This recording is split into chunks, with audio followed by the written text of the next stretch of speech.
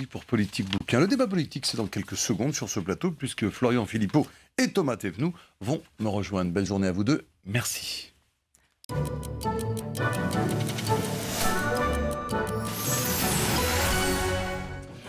Florian Philippot, député européen Front National, vice-président du parti, et Thomas Thévenoud, député PS de Saône-et-Loire et porte-parole du groupe PS à l'Assemblée nationale. Bonjour messieurs, merci d'entamer cette journée avec nous. Alors Manuel Valls a donc choisi la fermeté face à la grève des cheminots. Maintenant il s'agit de trouver une sortie. Alors j'ai une question toute simple à vous poser. Comment, vous deux, envisagez-vous cette sortie? Il va bien falloir la trouver. Est-ce qu'elle sera politique, avec un amendement à l'Assemblée qui viendra calmer tout le monde, pour que tout le monde sorte la tête haute? Ou est-ce qu'il va falloir revenir sur les engagements de Manuel Valls par rapport à la réforme ferroviaire? Non, mais je pense que cette réforme est nécessaire. En tout cas, le temps du Parlement a commencé, puisque la discussion parlementaire sur la réforme ferroviaire a été engagée. Gilles Savary, notre rapporteur, a mené de nombreuses auditions. Et on sait qu'il faut changer le système, qu'on ne peut pas continuer à avoir la SNCF d'un côté, RFF de l'autre, qui se marchent sur les pieds. On a vu les problèmes que ça a posé récemment avec les commandes de train. On a quand même subi aussi une catastrophe ferroviaire il n'y a pas si longtemps. Donc il faut moderniser le réseau ferroviaire. Et se préparer à l'ouverture du marché. À l'avenir. Oui, c'est ça le problème, c'est qu'on ne parle que très rarement du fond réel de cette réforme. Déjà, il n'y a pas de vraie réunification, malheureusement, entre RFF et SNCF. Il y a même 3 structures à la fin au lieu de 2. Donc vous voyez, on est loin de la réunification. Holding. Exactement. Avec même la création de SNCF Mobilité, qui est un prélude peut-être à la privatisation à venir de l'entreprise. Je crois qu'il faut le dire aussi aux Français, d'autant que l'Union européenne vient de remettre en cause le statut des EPIC dans le domaine concurrentiel. Or, la SNCF est un EPIC aujourd'hui, un établissement public industriel et commercial. Deuxième chose, c'est vrai qu'il s'agit de préparer, en réalité, c'est l'application d'une directive européenne de libéralisation des services publics. Il s'agit de préparer l'ouverture totale à la concurrence, comme on l'a déjà fait dans le fret, et ça s'est très mal passé pour la SNCF, le ministre des Transports l'a reconnu lui-même, pour les TGV en 2019 et les lignes régionales en 2022. C'est ça le fond de la réforme. C'est pour ça que c'est gravissime et qu'il faut en parler. Et que la solution, elle doit être politique, vous avez raison. Ça doit être de dire, la France doit dire, écoutez, on gèle l'application des directives européennes de libéralisation des services publics, notamment le rail, parce que ça a été une catastrophe. Ce sera une catastrophe pour la sécurité, pour les tarifs. Quand on a libéralisé l'électricité et le gaz, les tarifs ont explosé. Et pour le service public en général, les dessertes rurales notamment. Et l'État doit reprendre la main du contrôle des services publics stratégiques dans notre pays. Plus globalement, est-ce que ça montre que la France n'est pas réformable, que toutes ces idées s'entrechoquent et que dès qu'on envisage, parce que l'Europe, c'est vrai, nous le demande dans ce dossier-là, eh bien, on ne peut pas faire bouger les lignes? Le problème, c'est que les réformes, comme vous dites, vont toujours dans la même direction. Systématiquement, c'est la même idéologie qui s'impose. L'ouverture totale à la concurrence libre et non faussée, la libéralisation, c'est-à-dire les réformes européennes, ça pour parler du domaine des services publics, mais et bien évidemment, je crois que ça s'oppose frontalement au modèle français de service public qui a fait ses preuves. Alors moi, je ne soutiens pas les organisations syndicales, les centrales à l'origine de la grève, parce que je considère qu'elles sont complices de ce mouvement. Elles n'ont jamais levé le petit doigt contre l'Union européenne. Jamais on les a vus nous expliquer le fond des problèmes. En revanche, je comprends parfaitement les travailleurs du service public. Je comprends aussi les Français qui tiennent à ce qu'il y ait encore des trains dans les villes moyennes de leur département, à ce que les tarifs n'explosent pas comme ils l'ont vu pour l'électricité et le gaz. Et est-ce que elle n'est pas populaire cette grève, curieusement. Non, alors que d'habitude les Français défendent leur service public. Là, c'est différent. Parce que c'est toujours gênant et aussi parce qu'on n'a pas encore expliqué, je crois, le fond de la réforme. Ça commence à peine. Peut-être grâce au débat parlementaire, on va pouvoir parler enfin de ce qui se passe au fond de la libéralisation du service public. Je crois que les Français ne le savent pas encore. Thomas Thévenoud, quelle sortie? Oui, il faut moderniser la France, il faut réformer la France. Il ne faut pas toujours avoir cette attitude qui consiste à essayer de chercher des boucs émissaires. Florian Philippot cherche les boucs émissaires du côté européen, c'est son droit. Non, c'est un débat. Je pense qu'il faut débat de fond. Mais bien sûr, mais le débat de fond, le débat de fond, c'est aussi de reconnaître qu'il faut que nous fassions nous-mêmes aussi un certain nombre d'efforts. Aujourd'hui, ça marche mal. Tout le monde le constate. La dette en matière ferroviaire explose, on ne peut pas continuer comme ça. RFF et la SNCF se marchent sur les pieds, on ne peut pas continuer comme ça. Il y en aura 3 demain, donc ça sera encore pire. La modernisation du réseau de TER a pris trop de temps, on ne peut pas continuer comme ça. Donc oui, il faut aller de l'avant. Et donc les organisations syndicales sont légitimes pour rappeler leur attachement au service public. Moi, je suis évidemment très attaché au service public. Je rappelle quand même que dans cette réforme, il n'y a aucune remise en cause du service public, du statut des personnels qui est garanti. Il ne sera jamais remis en cause ce statut qui prévoit la retraite à 55 ans pour les cheminots. Il faut continuer à moderniser le service public à la française, auquel les Français sont très attachés. Et moi, je lance ce matin un appel aux organisations syndicales, parce que les Français ont besoin de la SNCF tous les matins pour aller travailler. Et donc, pourquoi cette grève est impopulaire? Parce qu'ils ont besoin du service public. Ils le réclament, le service public. Donc, modernisons le service public. Faisons en sorte qu'il marche mieux et qu'il marche surtout tous les matins pour permettre aux Français d'aller bosser. Le statut des cheminots, on n'y touche pas, il ne faut pas y toucher. D'abord, le mot moderniser, excusez-moi, c'est un mot fourre-tout. Si ça veut dire appliquer les règles européennes, c'est pas une modernisation, c'est un formidable recul en arrière. Des Brétigny-sur-Orge, on en aura 3 par an. Vous voyez, le modèle anglais, quand on a libéralisé le train anglais, ça a donné une succession d'accidents et d'augmentation. Ce qui est sûr, c'est que si la dette augmente, on aura des Brétigny-sur-Orge en pagaille. Je veux dire, ça va être rapidement une question du passé. Il faut investir, vous êtes d'accord là-dessus? Non, mais il faut investir, vous êtes d'accord. Sauf qu'il ne faut pas libéraliser et privatiser. Et c'est pour cela que la question du statut, je pense qu'elle sera vite dépassée, parce qu'avec la création de SNCF Mobilité, on sait très bien, allié à l'arrêt de la Cour de justice de l'Union européenne du 3 avril dernier, France contre Commission, et qui a remis en cause violemment le statut des EPIC, qui est un statut français du service public, on sait que la SNCF sera privatisée un jour. Et ça, c'est le projet qu'il faut dire clairement aux Français et aux cheminots. Vous, élus, est-ce que vous défendez ce statut? Est-ce que vous pensez qu'aujourd'hui, en cette période de crise, les Français comprendraient mieux que tout le monde soit un peu logé à la même enseigne? Non, mais qu'il y ait des évolutions pour les nouveaux embauchés, les nouveaux recrutés, pourquoi pas? Vous voulez pas vous mettre les cheminots à dos? C'est pas ça, mais tout ça peut se comprendre. Mais moi, je suis pas pour tout casser d'un coup. Je vois pas très bien. Vous savez, appauvrir quelqu'un, ça n'a jamais enrichi celui qui est à côté. Je veux dire, il faut aussi faut pas tomber dans la démagogie en faisant croire que la seule réforme se concentrerait sur le statut des cheminots. Oui, on peut le moderniser. Oui, on peut faire en sorte que les nouveaux recrutés soient plus dans les mêmes conditions, tout à fait, etc. Notamment concernant la retraite. Mais je crois que avant de penser à cela, il faut pérenniser ce service public et cesser l'application des directives européennes de libéralisation. Vous parlez de service public, vous voulez le pérenniser, c'est bien. La Cour des comptes, dans le même temps, présidée par Didier Migaud, au PS, dit qu'il préconise la suppression de 30 000 postes de fonctionnaires par an, car on va, en tout cas pour la réduction des déficits, dit-il, droit dans le mur, avec une dette qui bat des records, 2000 milliards de dettes peut-être à la fin de l'année, et un déficit qui ne serait pas de 3% comme c'est l'objectif du gouvernement, mais de 4%. Supprimer des postes de fonctionnaires, vous adhérez à cette proposition de M. Migaud et de la Cour des comptes? Moi, je pense qu'il faut augmenter le nombre de fonctionnaires dans l'éducation nationale, dans la police, la gendarmerie et la justice, et la santé. Pour le reste, rien n'est tabou. Mais encore une fois, donc vous êtes, la Cour des comptes ne dit pas ça. Oui, mais la Cour des comptes, elle dit ce qu'elle veut. Et moi, je suis parlementaire, je dis aussi un peu ce que je veux quand même. Sinon, je ne serais pas parlementaire.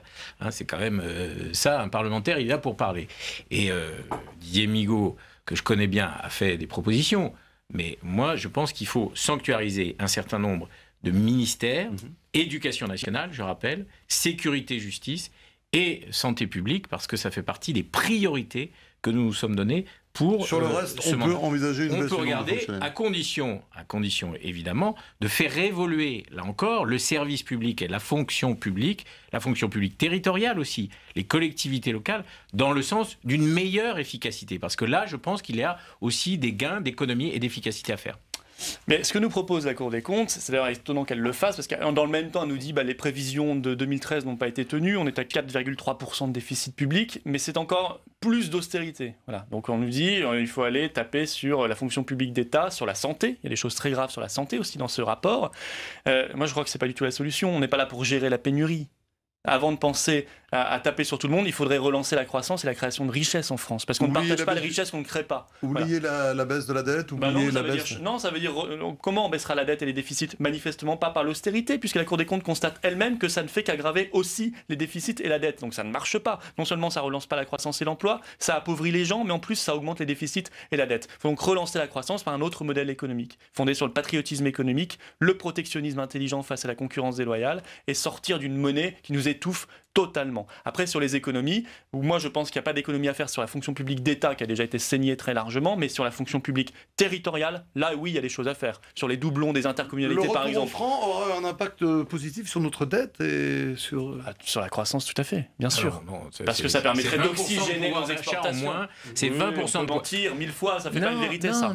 On peut aussi demander à n'importe quel chef d'entreprise en en Saône-et-Loire chez moi, vous leur expliquez, vous savez des choses, sans être obligé d'être dans la religion ou l'incantation. continue. C'est très serein. Mais non, mais vous êtes dans l'incantation. Mais je suis ni dans l'incantation, ni dans le... Mais pas du tout. Si. Je vous donne l'exemple de chefs d'entreprise qui me disent, si on sort de l'euro, c'est la catastrophe pour moi le lendemain matin. Sortir de l'euro, du CAC 40. Mais pas du tout. C'est ça la nouvelle référence du PS, j'avais compris. Mais pas du tout. C'est bien de le dire explicitement. Non, je suis élu d'une circonscription rurale où il y a beaucoup de chefs d'entreprise, de PME, et grâce à ces chefs d'entreprise et ces PME, expliquez-nous comment vous continuerez alors avec une monnaie aussi chère qui nous étouffe. La parole pour avoir raison. C'est un débat. Je veux juste vous dire, non mais si vous me permettez d'aller, je termine ma phrase et je vous donne la parole après. Enfin, je ne vous donne pas la parole, mais je vous céderai bien volontiers la parole sous le contrôle de Patrick Chen.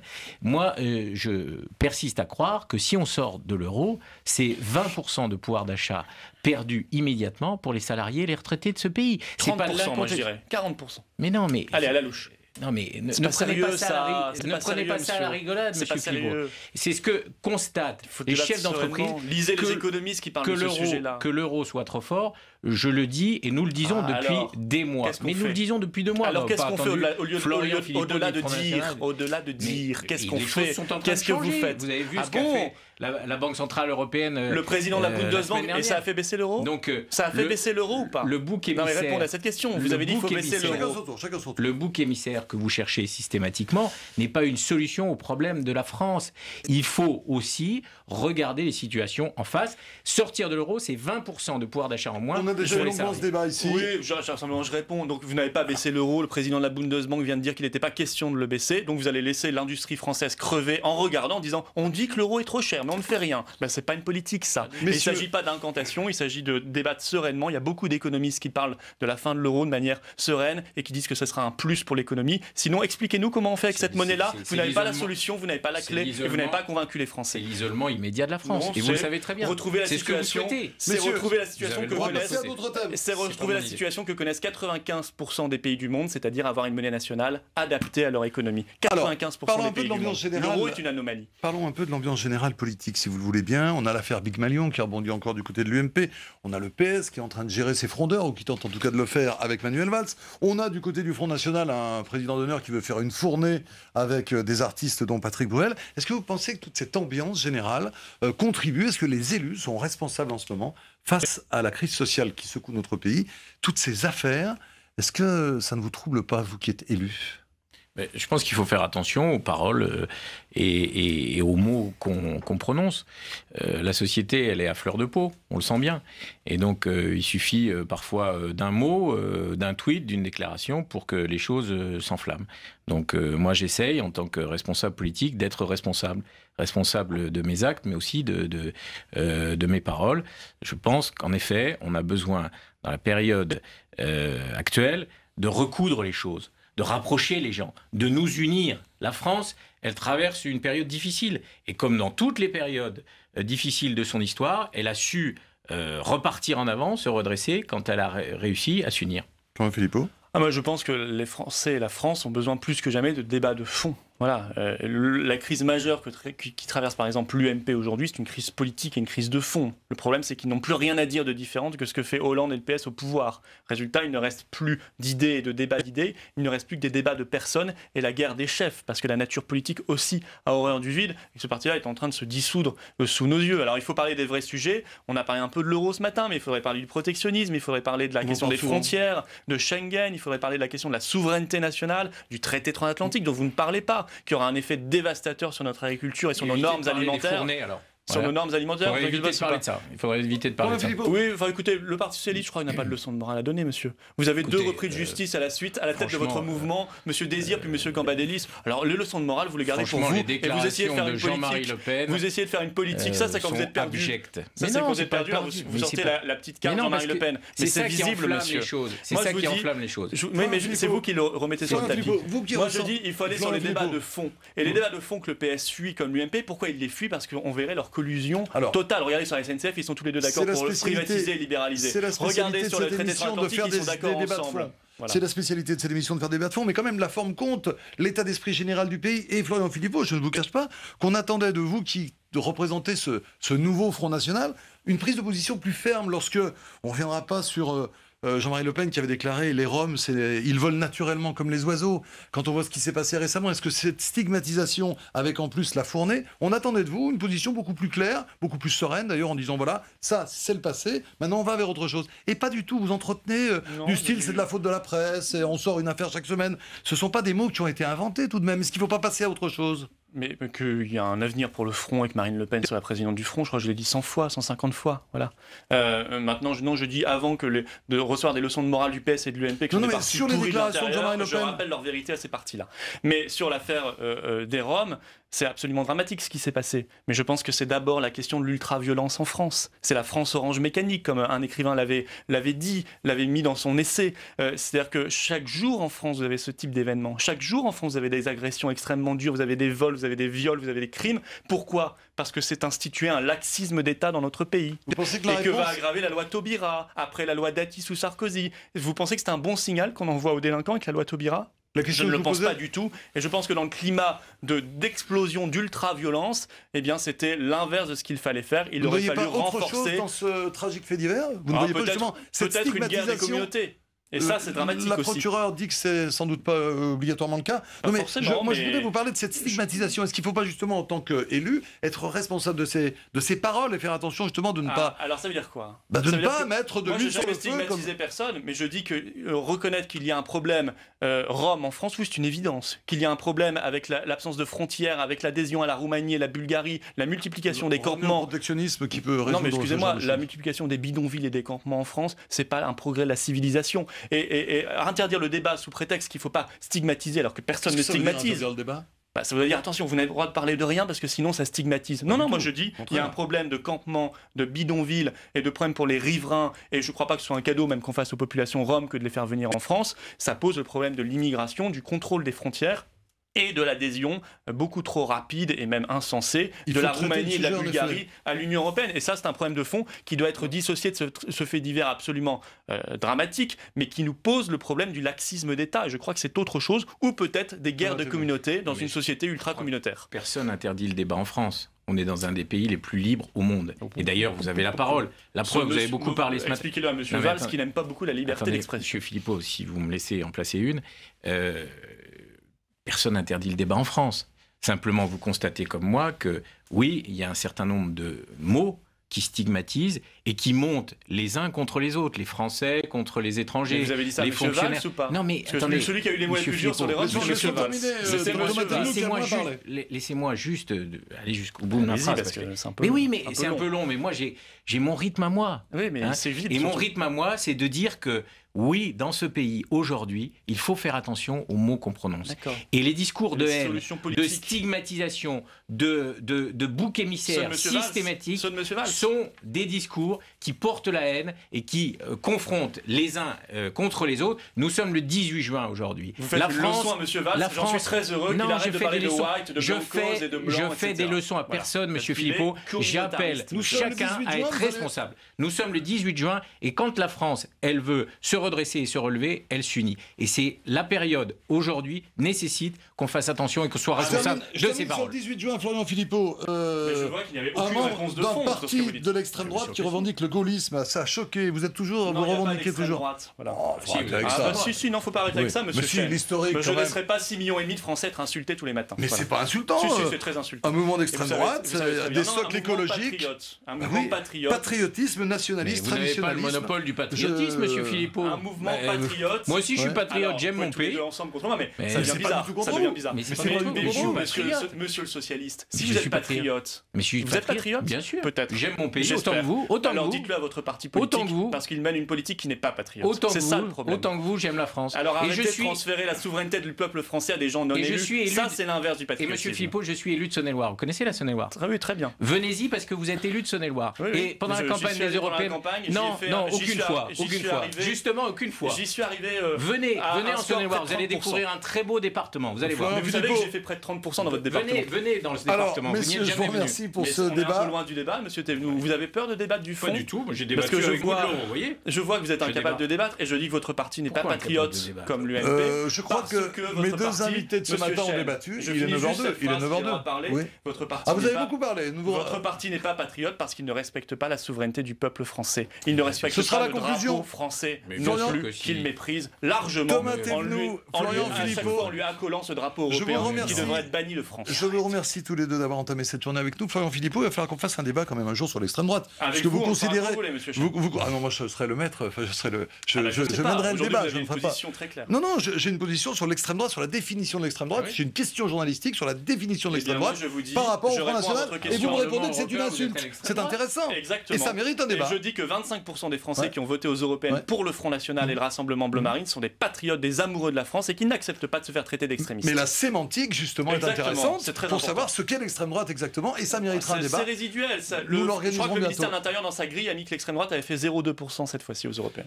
Merci d'avoir entamé cette journée Merci avec nous. Journée que je vous souhaite excellente. Dans quelques instants, Gérard Leclerc, Yves Tréhard, Laureline Dupont et Philippe Laby me rejoignent pour le débat des éditorialistes.